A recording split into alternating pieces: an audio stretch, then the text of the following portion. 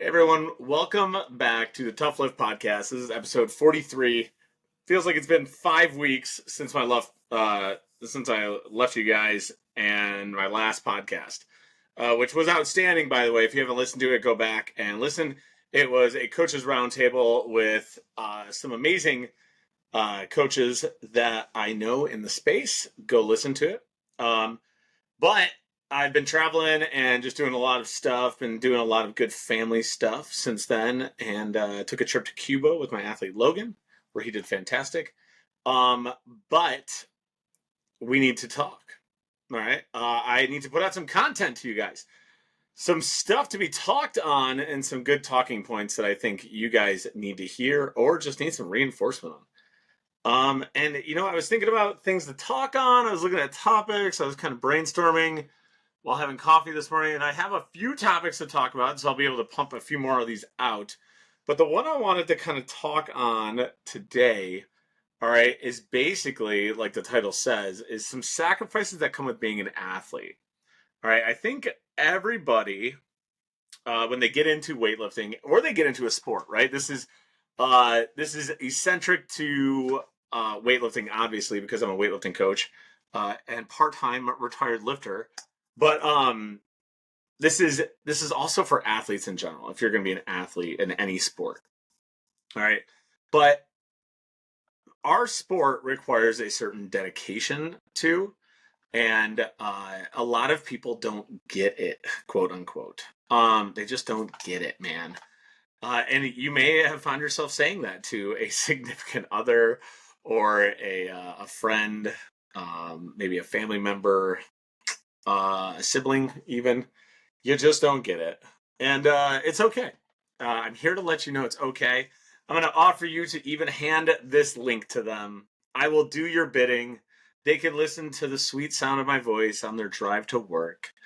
But basically, we're going to talk about some of the financial, social, and lifestyle sacrifices that come with being a dedicated athlete, mainly a weightlifter, because that's what we are, and pursuing weightlifting seriously. Now, when I use the term athlete, I am specifically talking to my quote unquote athletes that are trying to consistently improve their numbers and or performances.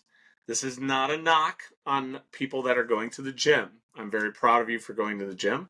You're doing better than those that are not trying to stay healthy. But athlete is derivative of the term that they are competing and or competing against themselves to consistently improve numbers and or performance. So with that said, all right, any athletes that have trained under me, all right, first of all, thank you for your time and your dedication. All right, time is the one component that you can never get back. All right, so I appreciate you putting your time and energy into my sport and my craft and letting me work with you. So it really does mean a lot that you guys trust me with your time. And I hope that you don't feel like you ever wasted it or have wasted it while working with me. It means a lot to me. And I just kind of wanted to be like level with you on that level, no matter what level you were as an athlete. I like working with all levels of athletes.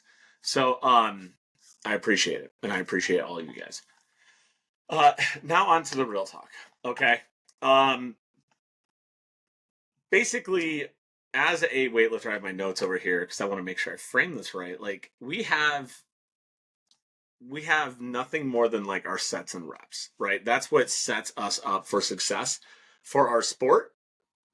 And no different than a baseball player needs to throw the ball or a hockey player needs to shoot the puck or pass the puck. We have to do our sets and reps. Sets and reps take time and energy. We have to put them in. You will not get better quicker by doing it once a week. So you alone have to put time invested into the gym.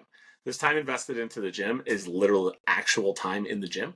It just is going to take time. You have to do a certain amount of reps to accrue the skill.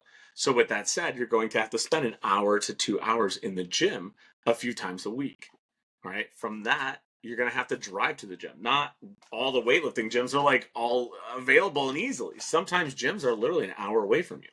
I know athletes around the country that sometimes have to drive like an hour and a half away just to get to their gym, and they're dedicated like that. So that alone has taken your training session to like 4 or 5 hours, man. Um, if you're being smart, you're properly warming up and cooling down. These types of things are kind of important. So those are important factors that you need to pay attention to. The ability to like also put away your shit and be responsible, that's important as an athlete. So these types of factors are very important as an athlete that you need to pay attention to. That adds like a few minutes, 14, 15 minutes here and there.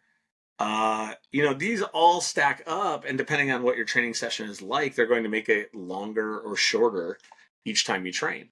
So that is alone like a 3 hour session multiple times throughout the week. And sometimes people just don't get it. And like, that's not even adding into the fact that, like, okay, that's just the gym time. Outside of the gym, if you're actually caring about yourself and taking the time to take care of yourself, you're adding in physical therapy, you're adding in therapies in general, like massage therapy, chiropractic, taking the time to just throw out a foam roller and stretch and foam roll. Um, you're meal prepping, so you're not eating like trash throughout the week. All these types of things add up to make you better by better, like little stepping stones to success. Uh, and like they again just take time. And normies, the muggles, if you will, if you're a Harry Potter fan, they don't like get it. They don't understand why you put that much time and you invest in it. And it really is a sacrifice, right? You're killing your social time. You're killing your time available for friends and family, or to have free time to do things, or just be lazy. But it's because you want that success and you want to see yourself evolve and get better at these things that you're putting your time into. So you're prepared to do that. Other people, though, they're not going to get it. I'm going to be the first to tell you, your friends, your family, they're not going to get it. So don't expect them to. The problem is actually you if you're expecting them to get it. And I think this is one of the hardest things as a coach that's been doing this 18 years now, is watching a lot of college age kids, or like athletes that are in their late 20s coming out of college and high school. Because when we're children, we're going to get into like the crazy shit that I'm just like hypothesizing right now, is as children, we expect our parents to care, and they just do. They just care and they just understand because it's our thing, and they're going to rah rah and cheer for us. Um, as an adult, they don't, but we kind of want them to. Because it's been like just the expectation. It's like, well, why don't you just get it? I like doing it. Well, I think it's silly. Well, why is it? Why is this silly? But me doing fucking track and running around in a circle 5 times or 4 times as fast as I could, even though I was never gonna fucking win. You cheered your goddamn heart out for me, Mom. Why was that not silly?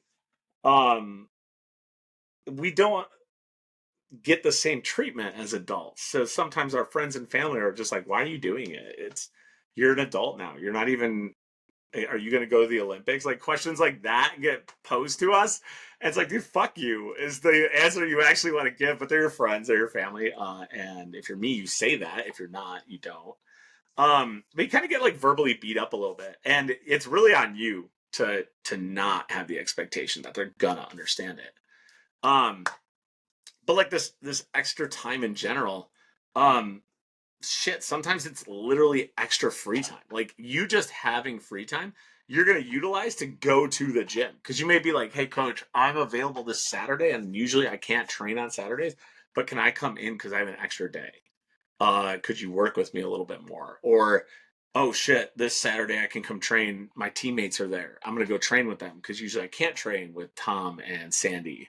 So you go. So now you're training extra. You're not just sitting at home and doing bullshit.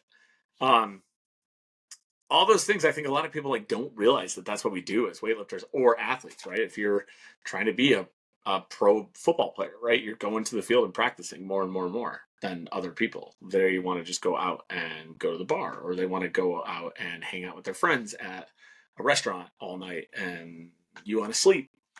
Um, like, so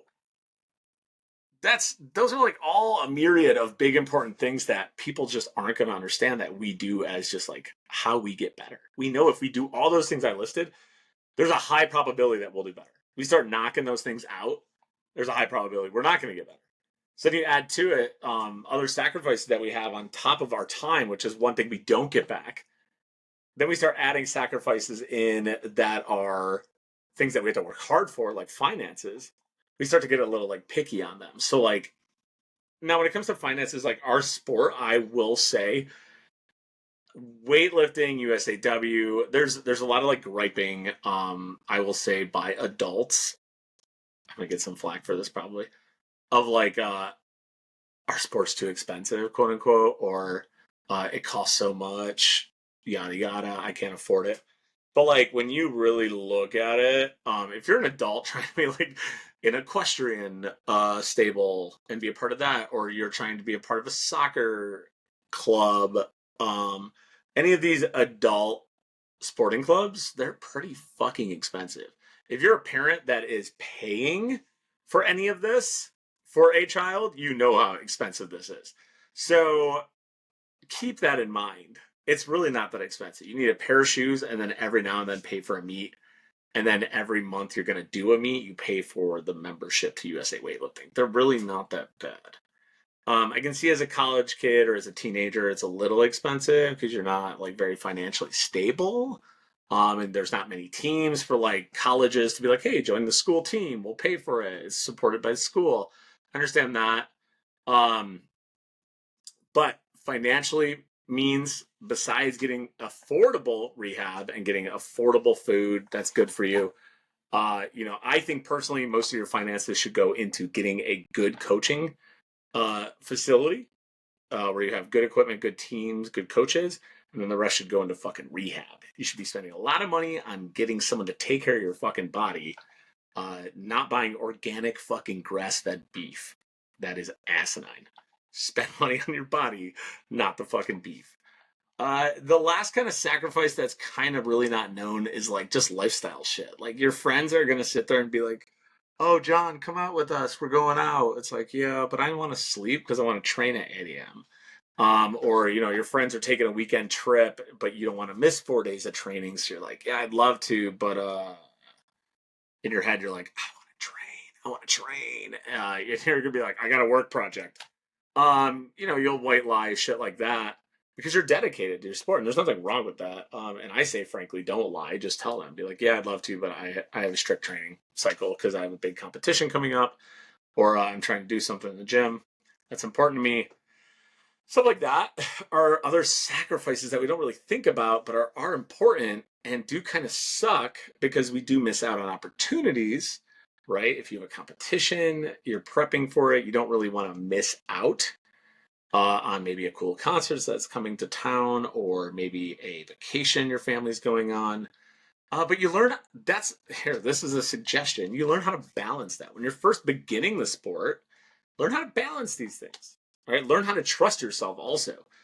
I think it's super important to learn that you can take 2 weeks off and you're not going to lose all the progress you've made. That is quintessential as an athlete. A lot of times you guys get the oogie boogies because you don't lift for 2 weeks and you panic. Oh no, I'm going to forget how to ride the fucking bicycle. It's like, no, you'll be okay. The bike will still be there, aka the weights, the coaches, the facility, and also your skills will still be there. Your mind does not just dump because you went to a different part of the country. Um, so doing that earlier in your career versus like waiting a whole damn year and then doing it and panicking when you get back because you have a meet in 2 weeks, I suggest doing that earlier in your career as part of your athletic progression and growing your athletic age, as we call it, uh, as something you could professionally develop on as part of those like sets and reps to develop as an athlete. So this is just a quick little podcast. I hope this helps you guys. If you're in the car sitting there like, fuck man, I wish Jenny would listen to this, I'd like send it to her. All right. Let them know. If you're sitting in your car or at your house listening to this and you're like, all of this shit, I feel all of this shit, then good. It's probably a sign that you're heading in the right direction for progress. I had to give up a lot of shit to get to the places that I wanted to be. And to be totally blunt, when I was training for Special Forces School, I was 20 years old. I had just got back from Iraq for 16 months. The only thing I wanted to do was party and drink and go to UNC Chapel Hill and get crazy. But I needed to train to get ready. And I don't regret that decision at all. There was days where I was sitting in the middle of the fucking woods at 3 a.m.